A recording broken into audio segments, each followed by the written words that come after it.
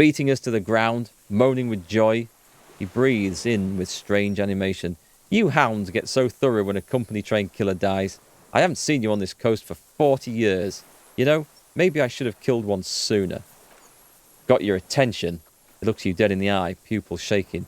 Now, you stop beating druggies and prostitutes in your basement. Now, you come to investigate. Not when they die by the hundreds. He breathes through flared nostrils. This is it. Shot him, shot him. Say shot him, not killed him. So you shot him. Oh, the inhumanity. He closes his black eyes. One paramilitary less in Revachol. You can almost see him squeeze a tear out of his eye. His fists begin to tremble from the anger. Lieutenant raises his right arm to hush you. Just a brief moment here. You know when we got on the boat and it says, make sure you've sort of done what you need to do. This boat trip is not going to be going back and forth. Do you think that literally meant this is your end of the game coming? Finish everything you wanted to do, because once you get to the island, that's it. With hindsight, I'm starting to think that's what it meant. We never got into the lower passages in the whirling and rag. Anyway, it's not necessarily over. Let's go. Lieutenant raises his right arm to hush you. Hush. He does not need to be pushed anymore. The ball is rolling. Actually, he did say he used to travel underground for stuff. But the shot came from here. Let's see what goes. While Lieutenant listens, holding his breath. Just nod. I had them in my sights. Both of them. Him and the whore. I was breathing with them, in phase. And I pulled the trigger and flew on the air until I landed in his mouth. He begins to smile. I didn't think I had a shot like that in me anymore. I did. I saw him kneel there with his mouth full of death and that stupid look on his face. The smile quivers, and his dick still in her. Then what? Nothing. I went to sleep. Next morning there were Maybells everywhere. The world was white, or what's left of it anyway. My last spring here. I knew the fascists would come to avenge their own, and so they did. Lieutenant just looks at him for 1, maybe 2 seconds and breaks the silence. Mr. Dross, are you aware you're confessing to murder? Yes, a single word is all he gives. Lieutenant slowly takes out his notebook, very slowly.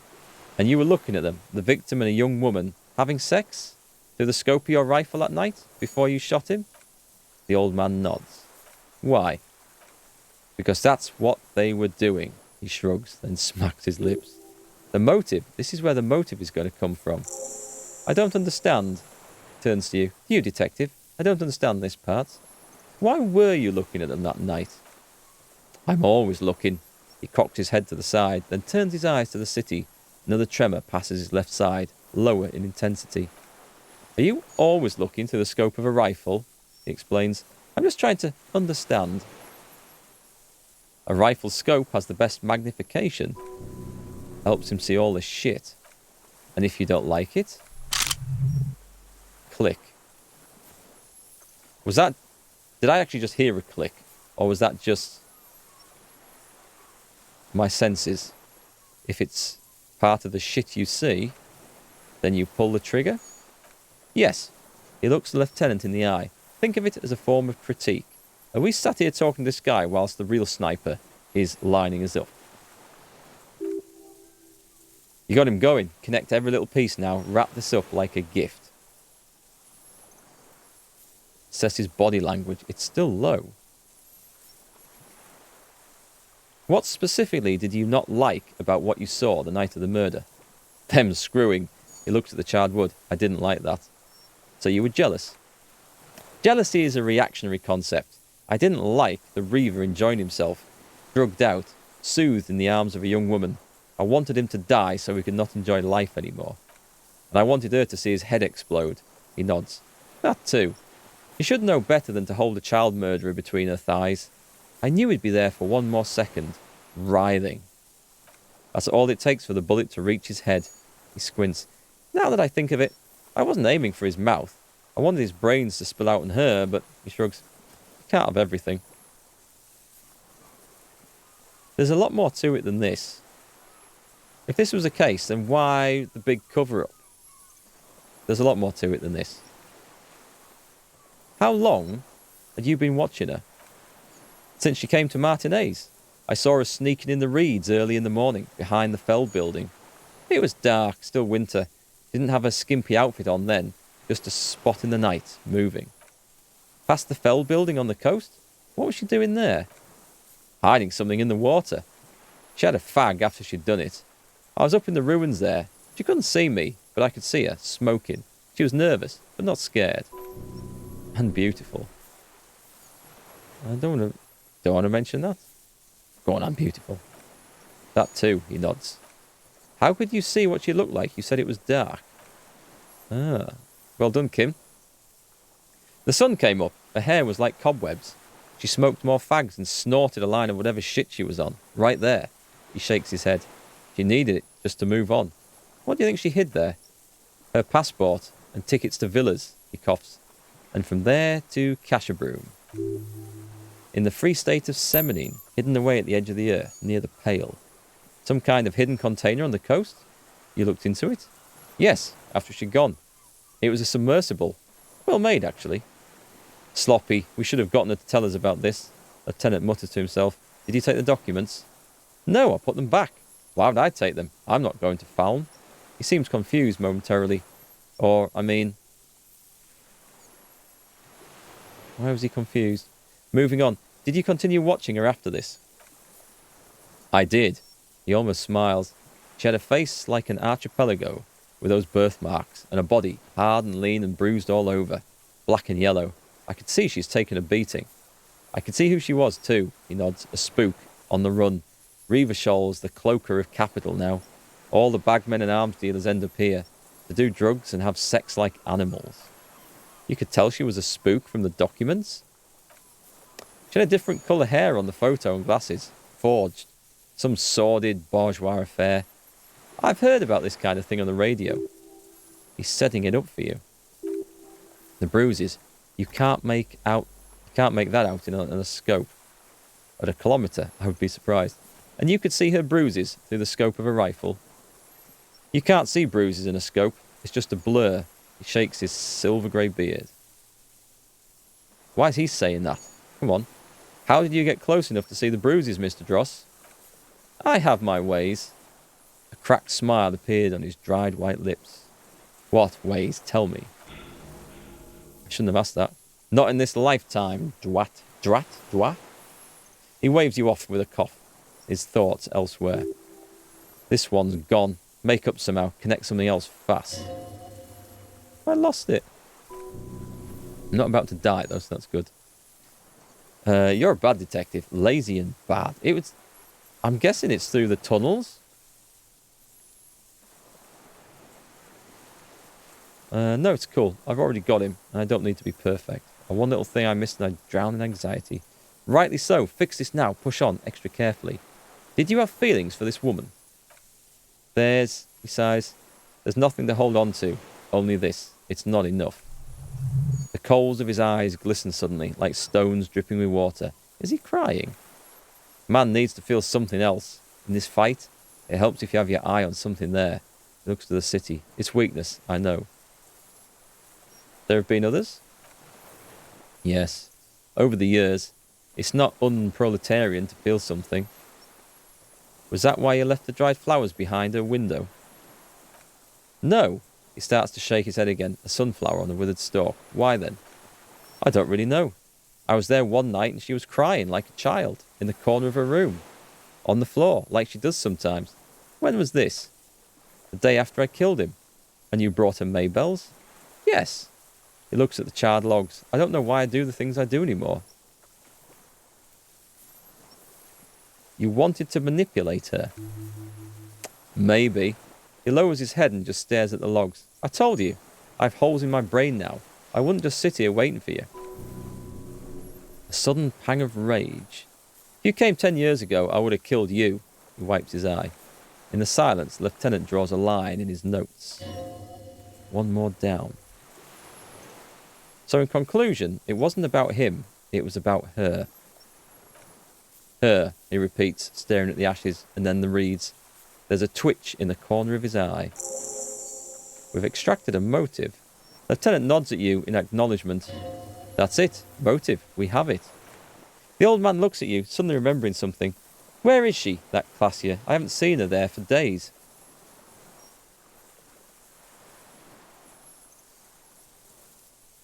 Should I say we arrested her? We arrested her. Locked up with your masters like I'll be... Maybe we'll meet? He looks up to the city. She kept staring into the scope, you know, in the end, like she knew. Staring at the island, the fort, like she knew I was here. He adds, to no one in particular. It doesn't matter. Mid-town, across the Bay of Revachol, the oceanic wind washes 40-storey towers. Above them, Lausanne Central Aerodrome, a cocoon suspended in the sky by a web of suspension wiring, encircled by hybrid aircraft. Look north. On the platform, a young woman is withdrawing from amphetamines, barbiturates and alcohol. Yet still she smiles among the crowd, among the great ghosts of the city she's leaving, for another, far south. Smaller, distant, hidden. Not like the great chandeliers she sees sparkle in the spring air below her. Streets and towers, tenements and water, and across it, a dark strip of ruins barely visible if she didn't squint her eyes. He knew she knows. She was looking at the island, figuring it out, day by day, cigarette by cigarette. We could get more. Lieutenant used the opportunity to tell you, in a lowered voice, we've got him talking. Who knows what he's seen and done over the years?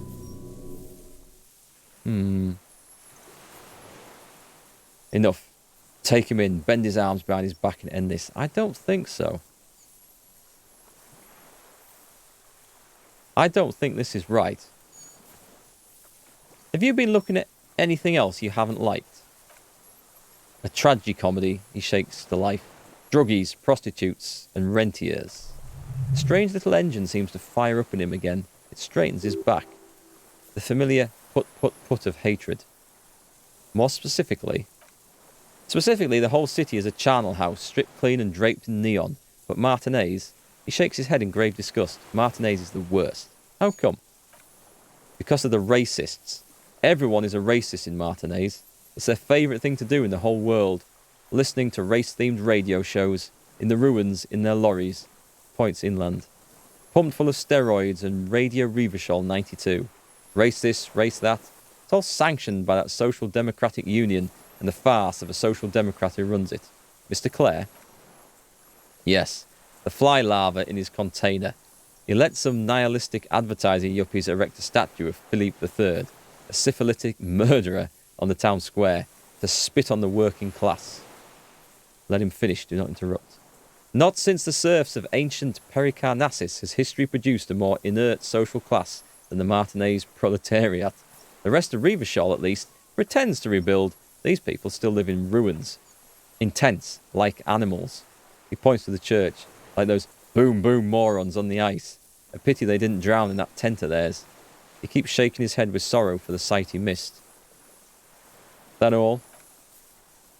The worst of them is a blood-drenched Sucreant on a yacht, licking her lips. The old whore's gone now. Her gun-toting porcelain men are dead. So, actually, no. The worst is that old cock parading around in his uniform, throwing balls all day. He's dead. It's not enough that the racists and liberals are dancing our graves. The old loyalist ghouls still parade the ruins too. Every morning he's there, while the parasites he fought to protect are off in Ozon or Croyant Moran, or some other island they're built in their places on, feeding on drugs and having sex with their own children. What the hell is that? I'd say this guy's pretty biased. Say nothing. That's all the rich really want, sex with their own children. Throughout history, even the royal bloodline of the suzerain. It's all just an excuse for them to have sordid sex. At least, that old devil Fristle is now dead. Just nod. We did good when we pushed him under that horse car. If only, in the 30s, those disco whores. What follows is ominous mumbling you cannot make out a single word. The disco whores are too much. Hatred shuts down his brain's language centre, leaving only a nonsensical sputter. There was something about a statue, nihilistic advertising agency people, might be worth investigating. There was something about the statue on the roundabout, and syphilis? Syphilis is a disease Philippe II contracted in a whorehouse, he fires quickly. The statue is an abomination. Abomination? The bacteria entered his brain and made him squander trillions on sparkling wine, cacanium, and monuments of himself. His son, Philippe III, the insane, contracted syphilis in the womb. He breathes in with a wheeze of hatred. That is technically possible, although Philippe III was not actually syphilitic. He was just mad. And he still went on to govern Revachol for 25 years. We lost 2 million lives toppling that mode of government. And those grotesque statues too. Hundreds of them. But it's still there. What a keen remark, he sputters. Yes, it is, isn't it? It's still there. Do you know why? I don't know. I do. Some advertising cockroaches used their accumulated capital to erect a new, ironic version of it. We tore it down with honest working-class plastic explosives. But there it is again, grinning. He shakes his head in disgust. Art is a bourgeois establishment. It's an affront to humanity. Every gallery should be bulldozed, and the artists should all be given 30 years of hard labour in Yeko Qatar. Wait, the bullet hole in Philippe's heart. The statue had been shot. That was him. It had to be. He's already proven capable of taking a far more complicated shot from here. It was you who shot the statue. There was a bullet hole in his heart. I'm levelling up a lot here. I did, he nods. A needless sentimental gesture. I should have spared the bullet for a deformed monster of liberal capitalism. Shameful, really. Kim, yes, shameful. The lieutenant takes a quick note. So many others to punish over the years. Isn't that right, detective? Turns to you. That's it for the statue, then. Tell me, Mr. Dross. The fat union man let them put it there. Corrupt as he is. Probably got a fat cheque for it too, shared with the law. He keeps having opinions about the union's leadership. You mentioned the union is social democratic, and Mr. Clare is a farce of a social democrat. Another hideous disappointment. He pokes at the ash. Unions are the real enemy, the true enemy of the proletariat, placating the masses.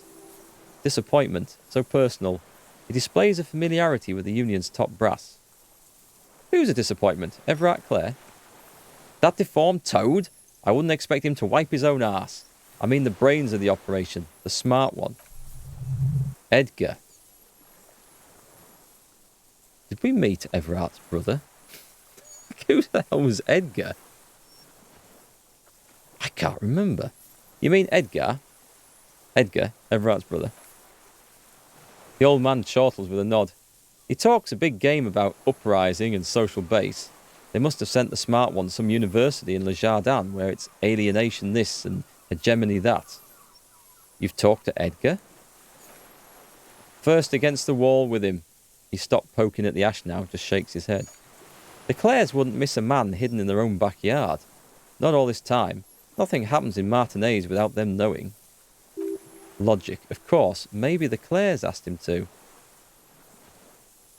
Have you approached them?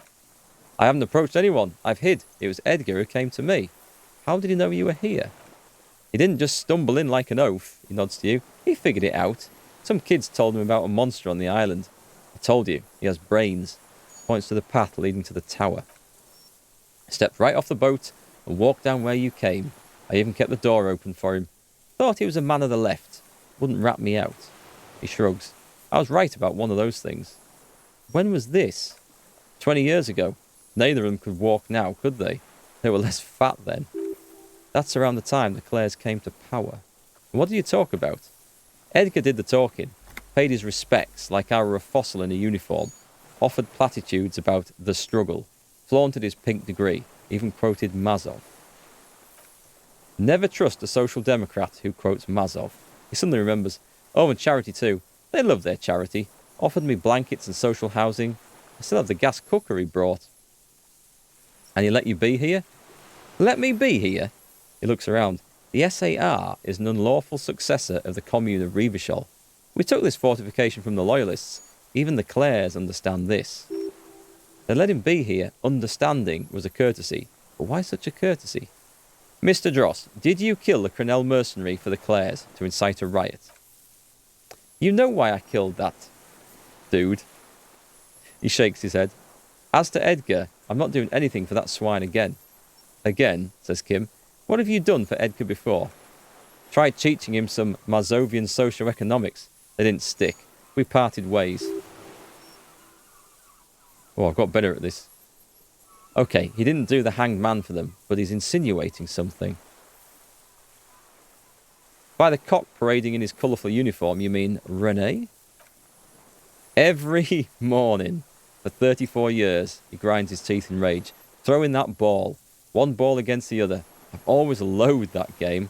That is not a working class game. I don't care what they say on Radio June. Royalist ghouls play it was like life itself. Click clack, it makes the sound of balls connecting. Cross the water each day, and that uniform, like a parrot's plumage. I won't even mention that he's a traitor to his race.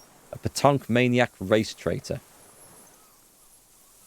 Just nod. Let him go on. I remember him. He points to his black eye. I remember him from La Noce. Not him personally. His make and model.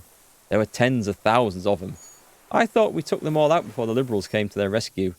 We missed one. With a shaky finger, he points to the city.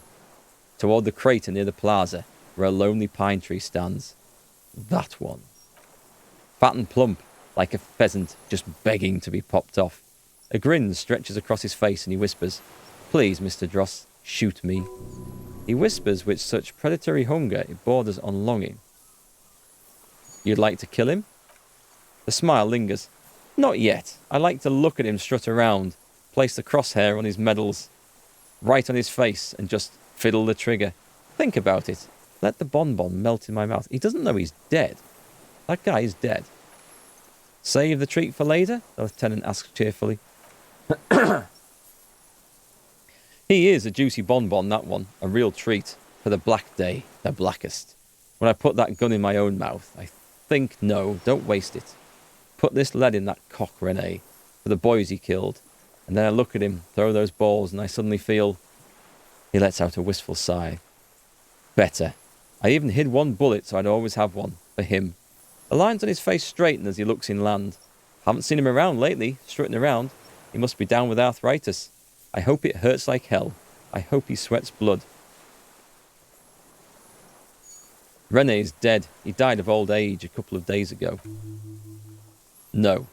Yes. The old communist looked at you, his blackberry eyes shaking in disbelief. I waited too long. I waited too long and now he's dead. I'm sorry, Mr. Dross, the lieutenant says softly. I understand you knew him for a long time. They're all dead now. He just shakes his head. Screw it.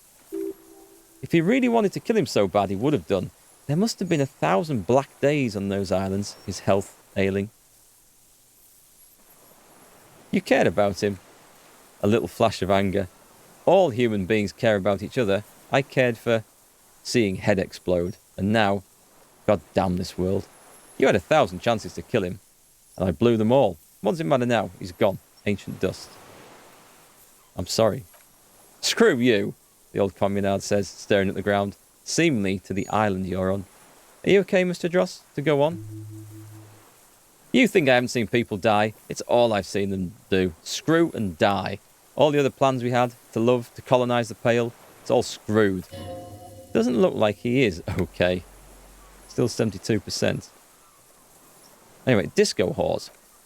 I don't even care about those whores anymore. He stares despondently into the reeds. Get it over with. Take me in.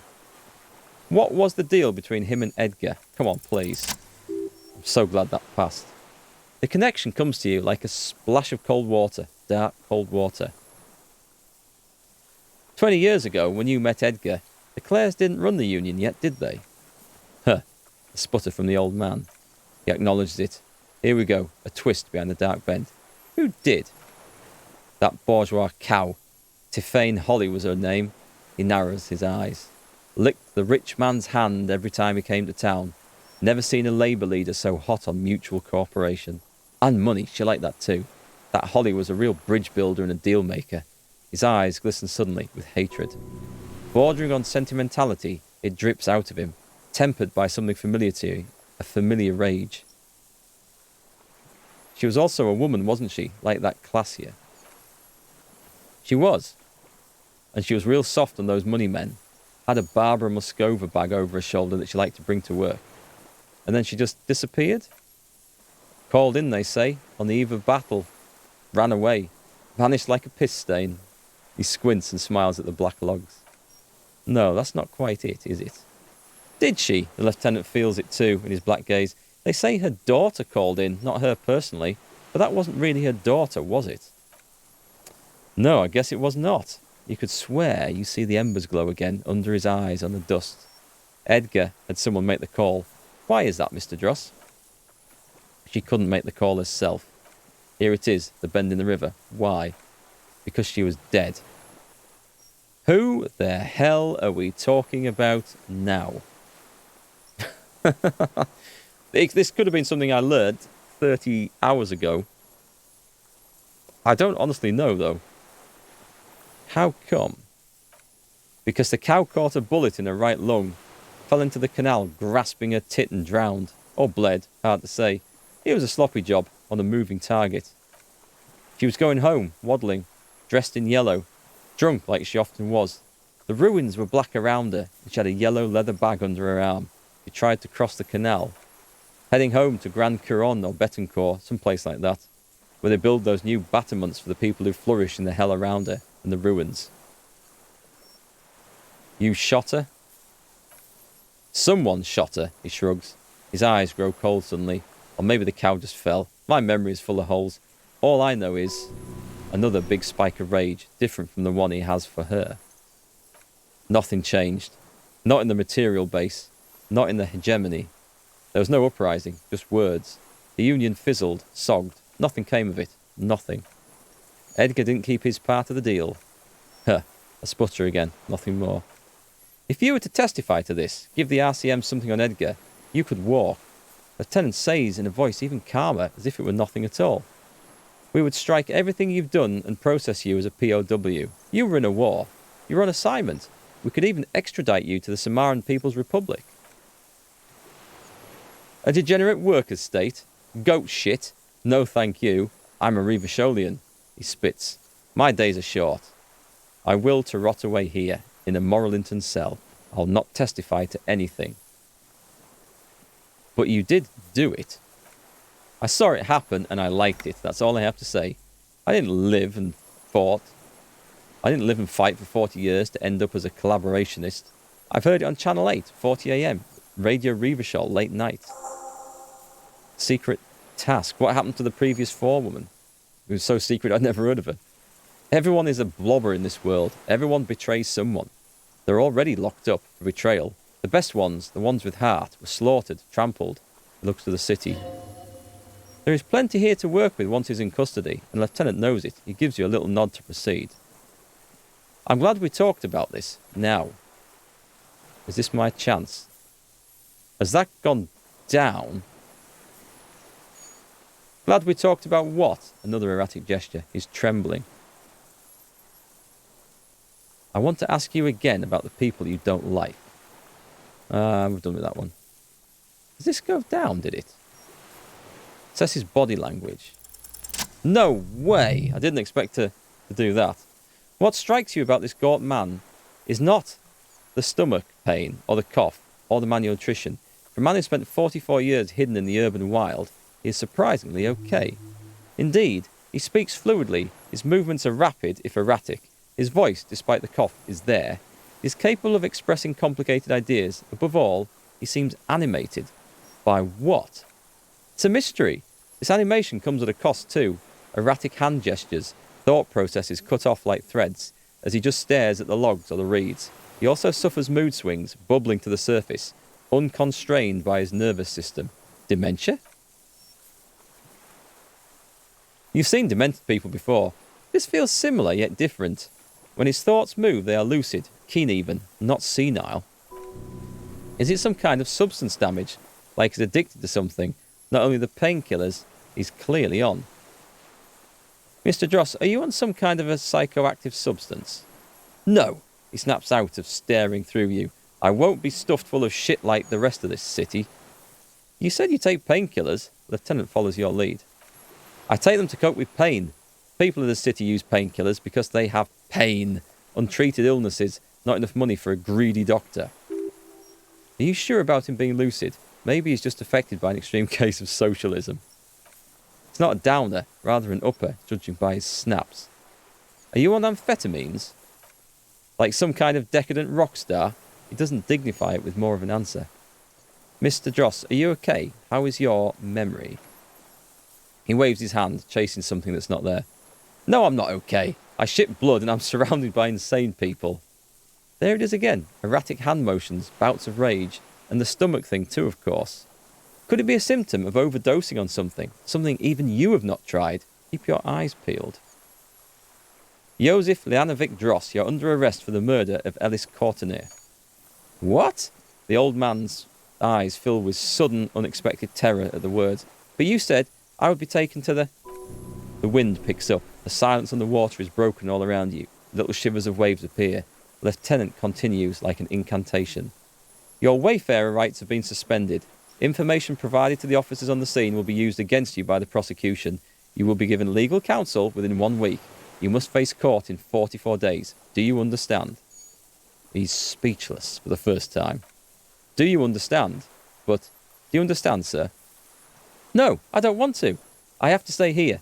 He looks at the reeds, eyes submerged in growing terror. He's sweating. Beads are forming on his forehead. Pupils are dilated too, eyes getting blacker and blacker. Your confirmation is not required, sir. The lieutenant turns to you. Now, onto the boat. First, say, does it have room for 3? Not really, he shakes his head. We could escort him to the pier, then either one of us can take him inland while the other stays here, but then who watches him while you're coming back here? Who watches him there while I come back for you? You come back for me? How about I go and send the boat back for you? What is this farce? He looks around with strange desperation. This is a farce. I can't... Lillian, you could ask her maybe? Maybe I can just ask that net picker to watch him. This is no harmless old man. The lieutenant shakes his head. This world. He stares at something. Who knows what in the dust? This world. What is this? Below the confusion and rage, a fit of jamais vu like yours. The thought passes. More pressing matters take its place. You could come back for me once you've taken him to the precinct. No, it would take a whole day on this island. You go and transport the prisoner. I'll be here. I can escort him to the pier with you. No need to be polite. I'll do it. This world, the old man repeats. What are you talking about? Is this... His voice drowns out in a sudden gush of wind. Us? The wind is cold from the east. Your skin is crawling suddenly. What the hell's going on?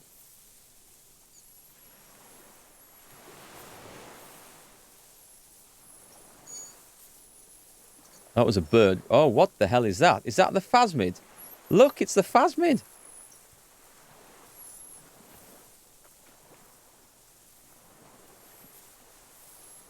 Where are we? It's there. A delicate tangle of arms and legs unfolds from the reeds, limb by limb. And then just stand there, moving its side-like arms in ghostly silence. Blink. What is that? Point to it. I want to get Kim's attention to make sure he sees this too. The old man looks at the reeds and at you. What are you talking about? I don't know what the hell that is. He looks confused. There's nothing there. The Insulindian phasmid. The stick insect is over 3 meters tall. It looks straight at you with its tiny pinprick eyes and its grotesquely small head. You feel your legs shaking under you and your gun hand rise instinctively. There is. I see it. Tell me what you see, damn it. I can't make out one small thing in the reeds. Kim, can you see it? Kim, I can see it. Thank God for that. 4 simple words. Thank God. If he can see, then you're not insane. But that means it's really there, spinning slowly in absolute silence, its limbs long and slender. Inspect the phasmid. Be very, very careful, Lieutenant whispers and takes a step toward the giant anthropod. Okay, there's a lot of stuff to go on here. A lot of stuff. So what we're going to do is we're going to save it right there and we're going to come back in the next episode. I'm still not convinced this ties the murder up and everything. If it was him who did the shooting, then why was it such a big cover-up? Why did the Union boys cover it all up? Why was that going on? Was it just for Classia's benefit? There's something else. There's something else deeper. And we must have to go back to the island and sort more stuff out, because we picked up clothing and stuff that could be used here. So I don't think this is over by a long shot. But we're going to see what happens in the next episode.